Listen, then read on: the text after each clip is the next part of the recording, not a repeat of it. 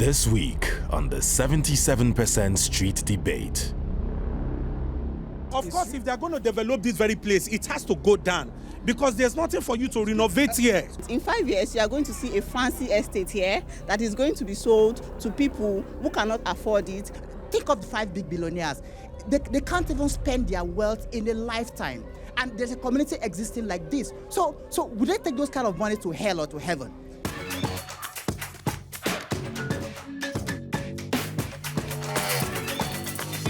Hello and welcome back to the 77%. This week we are in Lagos, Nigeria. More specifically, we're in Makoko, an informal area in this place. Now, recently, or the most recent figures by the Nigeria Bureau of Statistics indicate that about 80 million people are living in extreme poverty. This means people who earn just over $300 a year. But the World Bank estimates that that figure will probably have shot up to 100 million by the end of this year, that's 2022. And so we're wondering, how do those people who live in extreme poverty live side by side with some of the richest on the continent, and what does that disparity do to our society? Well, I've got here a panel of very good-looking people who are ready to speak to me, and I'm going to start with Henry, who works for Oxfam, and you also did a report on inequality. But before we get to your findings, this is the first time that you're here in Makoko. Just give me your views so far. What do you think? It's quite disheartening to see on ground what we analyze on paper or somewhere on television or in the media. I haven't seen why this place is so disassociated from the rest of the country. I haven't quite seen a people as impoverished as I'm seeing here today. I haven't seen an environment as deserted as I'm seeing here today. I haven't quite seen lack of government presence like I'm seeing here today. It's quite disheartening, I must say. All right. So I want to ask Noah, who, by the way, we are at a school, and Noah is the one who runs the school. And so you live in this area. How does it feel to hear that your fellow Lagosians who live just next door have never been here? In this kind of situation, the richer gets richer and the poor get poorer. Because this is a community that has been existing for more than 100 years. And the population of people living on water here is more than 100,000 people. Thousands of children are at home without education. And this is inequality.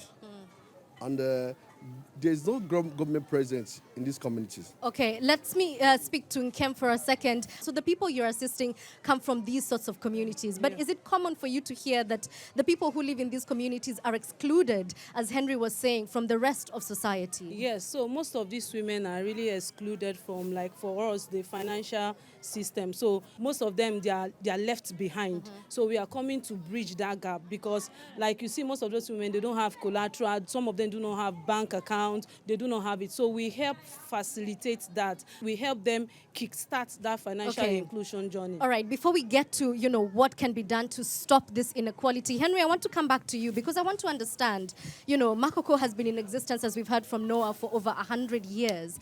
But how did we get to this place where an entire community is living on the outskirts of a city and being excluded in every sense of the word? The issue of poverty is not as a result of resources not being available. It's because resources are available, but a few people, that 1% or that 5%, have actually hijacked the entire resources and opportunity. And so for us, some of the drivers of inequality, right, includes political capture, right, where politics actually, those in the political arena actually capture the entire opportunity and resources. The other drivers actually include a prohibitive high cost of governance, yeah? Okay, let me ask the other... Oh, you would like to add? All right, let me introduce Funmi to the conversation. Go on. Okay, a very big issue that I have found out among people who live here is regressive taxation. People in this community are fishermen. People here do not really want to leave this place. They want this place to be suitable for them to fish. And then when they get to the market where they want to sell their fish, every time someone is coming to them to say, oh, you have to pay this tax, you have to pay that tax, you have to pay this tax. Now, in Nigeria, they claim that public education is free. But then, before your child can access that public education, you have to show proof of payment of tax. Unfortunately, the kind of tax that they pay is not the kind of tax that has proof that they pay tax, which means that they also have to pay another form of tax. I think it's 20,000 naira before they are enrolled into public school. So this is a reason why many people here do not have access to education, they do not have access to healthcare and other economic drivers. Okay, let me speak to Henry because I wanted to ask him, having grown up, you grew up in Makoko, right? Yeah. But not on on the water side, on the land side. Yeah, on the land Are these side. the realities that you were experiencing every day? Tell me what growing up there was like. So growing up in Morocco, for me, I would say it's like a privilege. You get a privilege in the sense that I had to, try as much as possible to learn day by day. Though it has to come with parents. If your parents are educated, then definitely they will really want to push you to do more. But in a scenario whereby your parents too are not really that educated, and even the environment you find yourself, people are not pursuing that level of education, then I tell you that's why we have thousands of children roaming around the streets, not going to school. Yeah. So, but I'm just opportune that my parents are educated and they fight, that fight for me to make sure that I attain that degree of education. Right, so what you're describing here is what academics would say is a cycle of poverty. Yeah. Daniel, is it something that you also experienced? No, you didn't grow up in Makoko, but as an informal settlement as well. Was your experience similar to what we're observing? Oh, mine is similar, but not this extreme, because, coming from a place where you have to constantly provide for yourself, you have to constantly do things for yourself. Just like my fellow colleague said, the governments are not really interested in our well-being. We've seen government organizations come down to these communities just to take pictures because they want to post on social media, they want to make it look like they're doing something. So I think what is the real problem is not that we don't have the resources, but the problem is they really don't see these people as our own. Okay, let me move to Fortune, who's standing right next to you, and he's an advisor actually to a local official. Yeah. And so being the person who informs the kind of decisions that are taken to restore places like this, I guess the question is, why is nothing changing? Okay, the truth is, what you are seeing here today is not just peculiar to this community. This thing transcends, every other African countries. And I want to believe that... But surely not this extreme. Yes, but what I'm trying to say in a nutshell is this. What you are seeing here today is a result of greed. Are you getting me? It's a result of greed. The African leaders, they have not conquered greed, and that is why they are not empathic to places like this. Just like what Daniel just said. Sometimes they go to these slums, they take pictures and the rest of it. Thank God I am here today and I have seen firsthand myself. I felt so very, very bad, so very, very pathetic. Like, human beings like me are living in this kind of a place. Are you getting me? That's why I said it is not just peculiar to this very place. It transcends. Are you getting me? So yes. Before we get to the two of you, let me invite the other Daniel. Yes, we have two Daniels and two Henrys. I hope you can keep up. So, Daniel, we're talking about distribution of resources, and I have to ask, because you work and founded, if I believe, Follow the Money, where are the gaps? Every year when the budget is read out, there's a lot of money being pumped into the country. Why isn't it getting here? It's been a systemic issue for people not to be able to, for government that are supposed to cater for the needs of people living in this kind of space, not to take care of them. There is so much greed, there's so much a problem of people not understanding the fact that there is need for people to be taken care of. So leadership is a major problem, and that is what we are lacking. All right, Noah, you wanted to. Noah wanted to say something to me. Let's start with him. I quickly want to add to what Fumi said earlier. Yeah. In Nigeria, every child deserves education, whatever they are. Mm-hmm. We are on water. That doesn't mean that children can't go to school on water. Mm-hmm. And there's no how you can take a live fish from the water and put it on the dry land to survive. It can never survive. How many schools are here, Noah? Schools are here. This is the major school on water here. We also have some small schools within this community. Do you have any hospitals, police stations? There's no police station on water. We didn't have government school, government maternity. Either is put on water. And we've been living here for more than 100 years. Yeah. Funmi had something to say to me, and then Henry, I'll get to you. What Daniel has said. Yeah. Places like this are not developed, not because the government does not know that they should develop it, but because the government, especially the Lagos State government, is bent on commercializing places like this. For example, Banana Island, which is presently like the most expensive place where you can live in Lagos, was a slum. And we have a lot of people who live here who moved to this place from Banana Island. So places like this are identified by the government. And I have read and also spoken with community members who told me that in 2008, 2012, and I think 2002, this place was about to be demolished. And they got a notification 2 days ago, if I'm right, that they have sold this place to some government officials and that in 2 years, this place is completely going to be demolished. And then if that happens, in 5 years, you are going to see a fancy estate here that is going to be sold to people who cannot afford afford it, and it's still going to be the same rich people that are buying the same assets that we have in Nigeria. Okay, let me ask Henry, because having lived in this community, was that a fear that you had? Because I've heard it said that, yeah, people don't know if tomorrow they're going to wake up and their house is going to be underwater. Yeah, that's why most people, when you look at the houses, some of them don't really want to renovate the house because they are scared of, okay, by tomorrow now, the government might just come and take all of us away. So why am I doing this? But the main point I'm looking at is that, okay, if governments want them to evacuate this place, what are the source of livelihood? How do they want them to keep surviving? Because these people are fishermen, okay, they need to fish on water, stuff like that. So if they are going to take them out of where they stay, where are they putting them? So all right. Let me ask Fortune for a second here, because based on this, in the rooms you sit with, is the plan to get rid of informal settlements like Makoko? Recently, there was something that happened in a particular community in Lagos State, and it was discovered that some persons grabbed a particular place, gave it out to their cronies.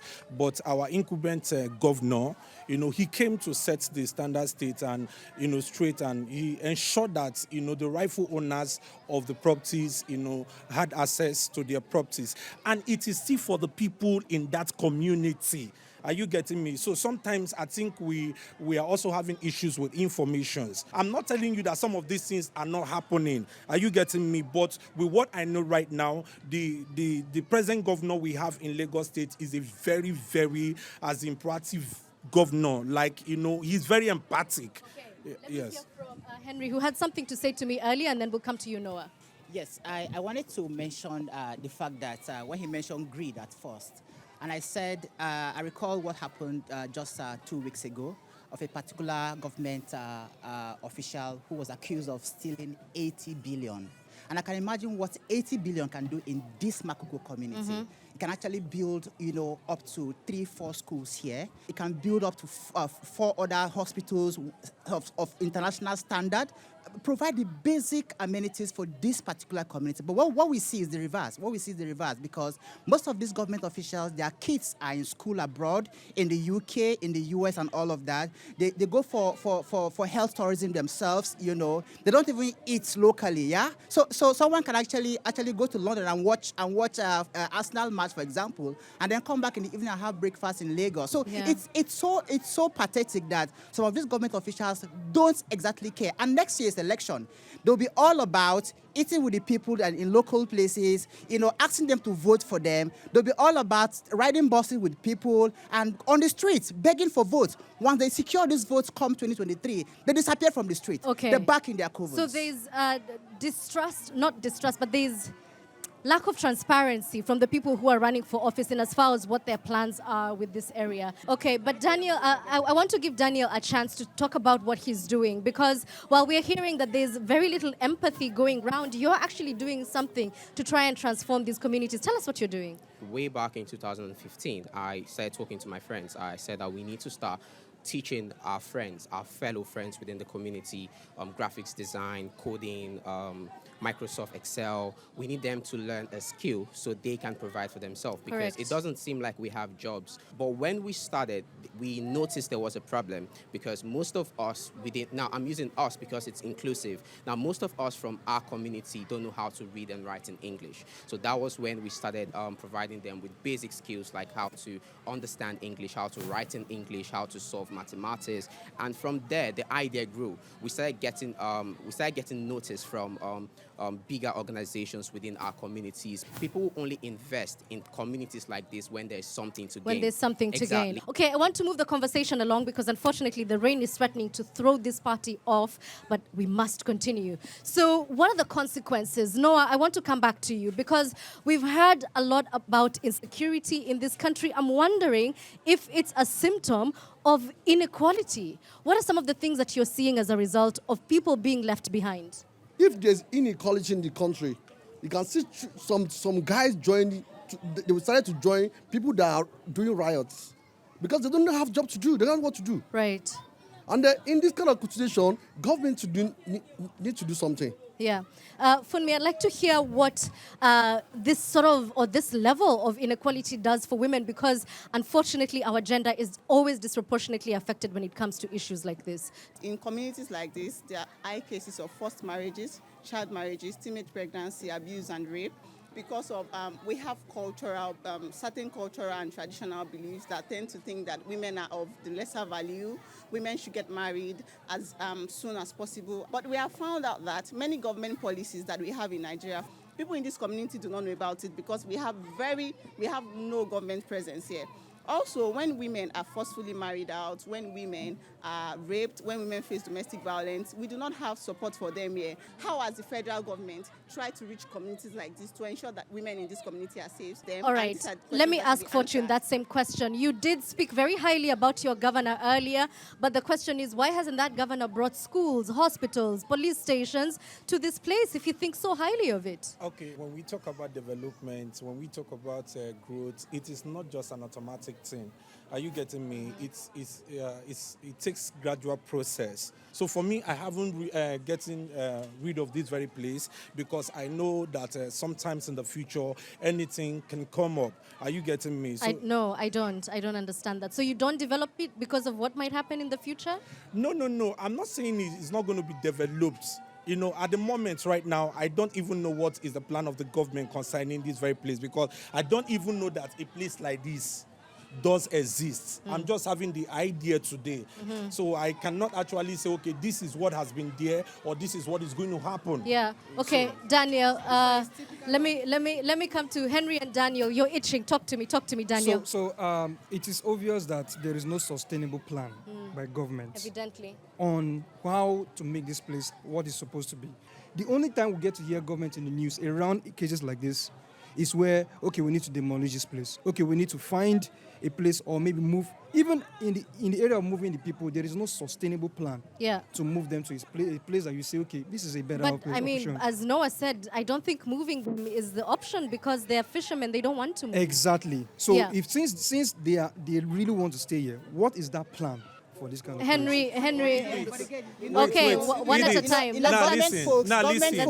Government folks are always full of excuses. Trust me. And he has just given us a very fantastic excuse just a while ago. But again, you see, a community like this is similar to the Eco area. Where lands were gained from the sea, from the waters. Why can't they gain this land from these waters and then hand it over back to the people and then give them access to the sea where they can fish? Because it's not government priority. If it becomes their priority, they will gain it for themselves and use it for their own good. Think of the big names in Nigeria, all the 5 big billionaires. They can't even spend their wealth in a lifetime. And there's a community existing like this. So would they take those kind of money to hell or to heaven? Why don't they begin to look at other means of actually redistributing those resources through taxes? These issues are because government do not prioritize the informal economy. Trust me, they're taxing this environment. All right. But they're not taxing. Yes. Fortune. Yeah, see, Henry, I was going to say something there. See, let me just tell you this. You were saying something about, demolition, affecting the people and the rest of it. If you want change, there is consequences for change. Are you getting me? If this very place is going to experience development, automatically, every inhabitant of this very place must be affected.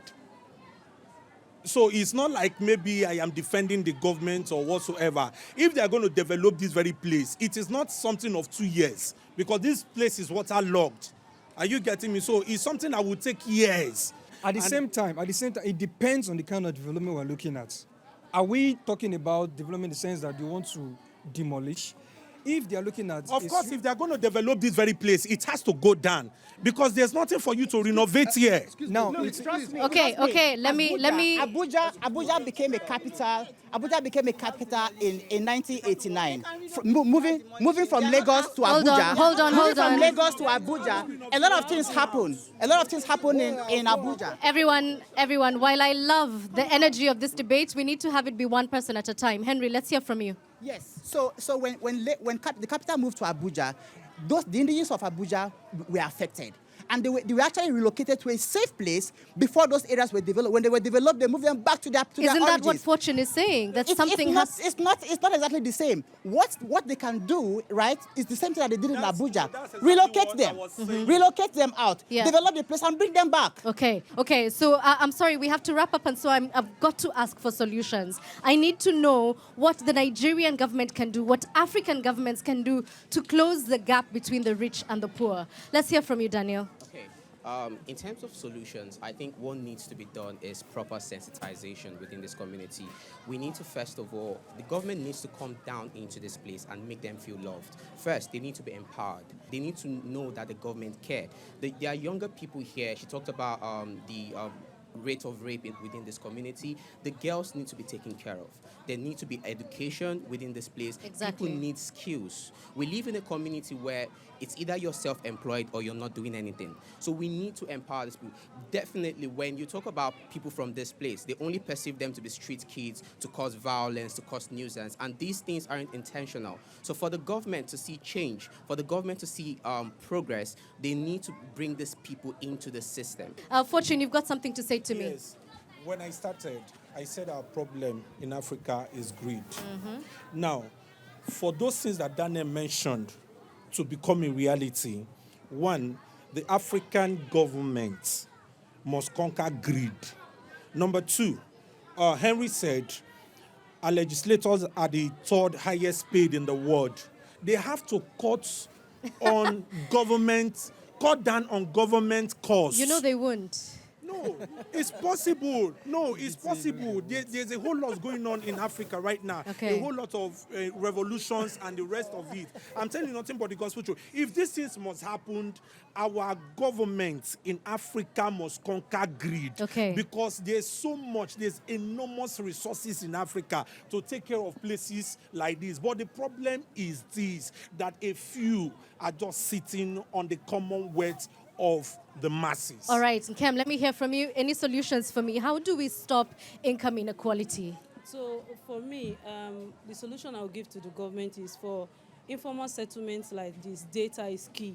So how do you know how many people live here? Then for this settlement, you can create low-cost housing for these people. So they need to empower their women. So because we believe that when you empower a woman, she empowers our community. Yeah. So creating solutions to bring about economic opportunities for the people in these communities. So skills development, access to finance is very key, because you can teach me a skill, but if I don't have the working tools, I won't go and start a business. So most of these people here, they don't even know that there are organizations that can help them. You don't need to stay in your community to be empowered. You can go outside, be empowered, and you come back and change your community. Fantastic. Daniel, let's hear from you. Okay, so I think government needs to show sincerity and commitment. Make sure people here the environment is livable for them. The resources that are meant for them, please let it get to them. Make them feel like they belong to the larger society. Okay. Henry, you said something earlier about the richest man not being able to spend his wealth in a lifetime. But should he give it up? I mean, if you had billions, would you give it up? The government should be deliberate about it. Government should use the instrument of tax to redistribute that kind of resources, such that the poorest of person can actually have access to the most basic of facilities and amenities. What government can also do is to be purposeful, deliberate, to invest in critical sectors, like health, education, and infrastructure, to also ensure that these people have access to them. Government can as well ensure that young people have jobs, because the reason why you see a lot of insecurity in the country is because these guys don't have jobs. If you create jobs for them and give them a meaningful environment, they will not be on the street. They will not be on the street carrying guns and killing their fellow human beings. And I think government should be able to live up to this responsibility come 2023. Okay. Funmi, do you have any ideas of what we can do to end wealth inequality? The government needs to start listening to people from communities such as this and stop listening to just policy experts who have most likely never stepped their feet into this community. For example, if you ask many people, they will say, oh, move them out of this community. And people from this community are saying, we want to live here, we just want to make it better.